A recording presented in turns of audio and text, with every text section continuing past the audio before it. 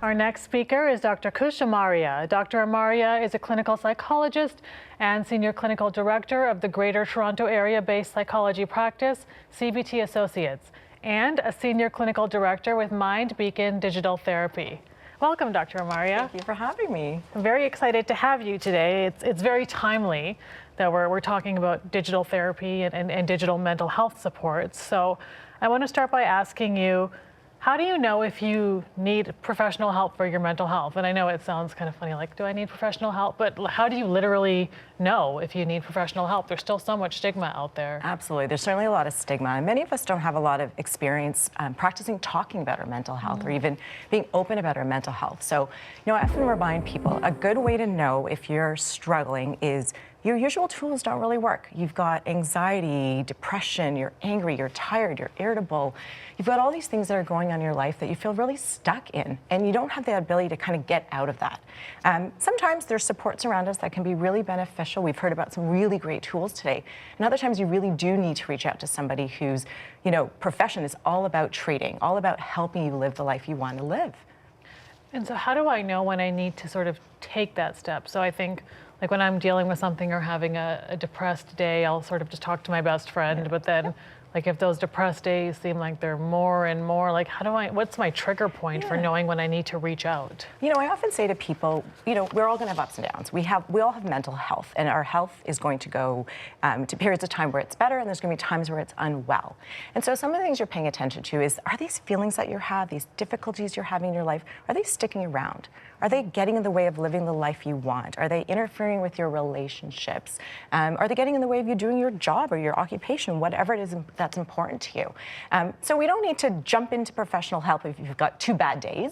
Really what I would say is, start by kind of paying attention to yourself and seeing if you can get out of it. And if you can't, with the help of a friend or, time away from work or whatever else, that might be the time to reach out. We're really thinking about impairment. We're thinking about time, so usually about 2 weeks. You don't need to suffer that long.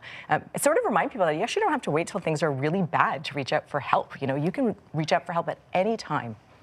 And so I know you work a lot with cognitive behavioral therapy, which is also known as CBT. So what actually is CBT, and how does it work, and who could benefit from it? And it's so important to talk about CBT, not CBD, as we've been talking about quite a bit. We've been talking a lot about CBD. Let's just put that aside for now. CBT. Yeah. So cognitive behavioral therapy, or CBT, is a type of psychotherapy. It has been around for many, many years and studied in many different contexts.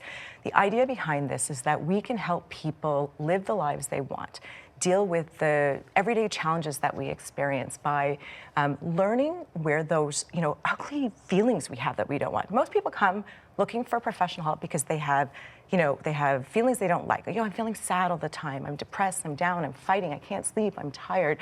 And it's not enough to just say, oh, well, go ahead and change that. Start being happier. CBD is all about learning where those feelings come from. And it's about understanding that more often than not, our psychological problems come from unhealthy habits that we have with our thoughts, with our behaviors. We have these dysfunctional beliefs or irrational beliefs. And CBT, I'm going to keep saying CBD, aren't I? CBT is all about learning how to identify those thoughts, challenge those thoughts, build new behaviors to be able to, again, live that life that you're looking to live. And I mean, obviously with the pandemic, so much of our healthcare has moved virtual. So, you're talking to your family doctor online or on the phone, and also therapy. So can you do CBT through digital therapy? Is digital therapy just as good as on the couch therapy? Absolutely. And I think, there's so many advantages to be able to do digital mental health therapy. Specifically, one of the things that we offer at MindBeacon is a guided program. It's guided CBT. And what you're working on is understanding all of the principles, the same principles. You're learning how to challenge your thinking. You're learning how to deal with distress. You're learning how to problem solve, all these amazing skills, but you're doing it from the comfort of your own couch, at your home, at any time that you want. We offer a service that's completely digital, so you're not having to make appointments. You don't have to show up at somebody's office. You don't have to take time away from the things that matter to you, but you still get all that same customization and personalization because you've got this licensed therapist walking you through the process. And our evidence over time has shown us that yes, doing cognitive behavioral therapy, whether you're doing it in person in some of the traditional ways that we think about, is just as effective when you do it in this digital manner. And that's such a great cost saving things. It also, there's so many people that would be so intimidated to sit down across somebody and talk about their mental health, to share some of those inner thoughts and feelings.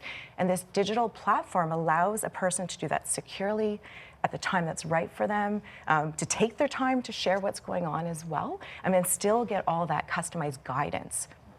And to be honest, I mean, with the last 2 years, I don't even like leaving my house anymore. So for me, anyone I can speak to where I don't have to leave my house is perfect. You got it. So the other question I had about therapy is, how long do we need it for? Because I know some people who have been seeing their therapist for years, and is that normal? Like, should that be part of my support for the rest of my life? Like, what is the optimal length of time? That's a great question. And cognitive behavioral therapy is all about helping a person develop skills to cope with the challenges they're facing in front of them in that real time, in that moment, but also those ones that are kind of come our way.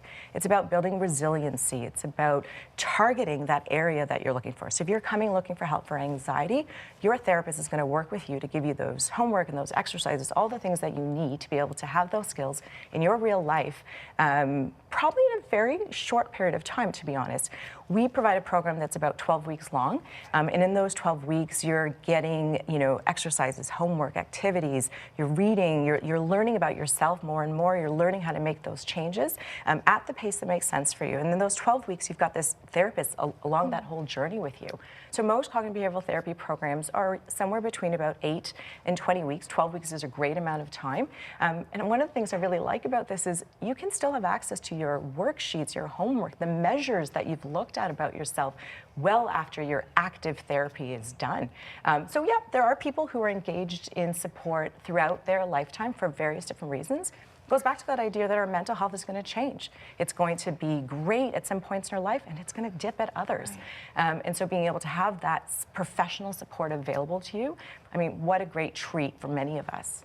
And we have an audience question, and how and when can CBT be combined with medications? Like, is that part of the treatment trajectory? Yeah, and you know what, as a psychologist, I don't prescribe medication, but I am all for supporting people in whatever way makes sense for them. So of course you need to connect with your family physician or nurse practitioner.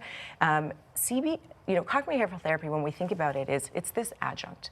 Mm-hmm. If you're taking medication and the medication works for you in a way, or maybe it works for part of your concerns, the cognitive behavioral therapy is going to be this partner with you.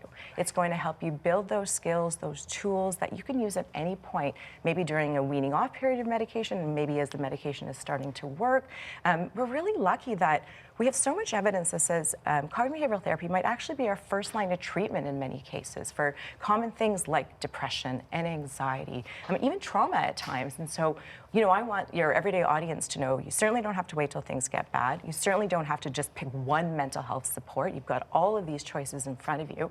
But if you think you need some more help and you think you are ready to make that connection and you can do it from the comfort of your own couch, then, a guided therapy program is probably right for you. And so I've asked this question to everyone, so I'm going to ask you as well. What do you do for your own mental health? How do you keep yourself? Yeah. I walk my talk. I am fortunate that I get to work with amazing Canadians every day who are struggling with their mental health for various reasons, pandemic related and others. And one of the things we're teaching somebody through cognitive behavioral therapy is that most of our situations, like, we can't change. We don't have any control over the things that are happening to us.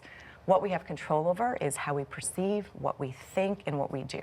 So when I'm having a tough day, when I'm, snapping at my kids or, not feeling like myself, I pause and I check in. Right. I check in and go, what is the thought in my head right now?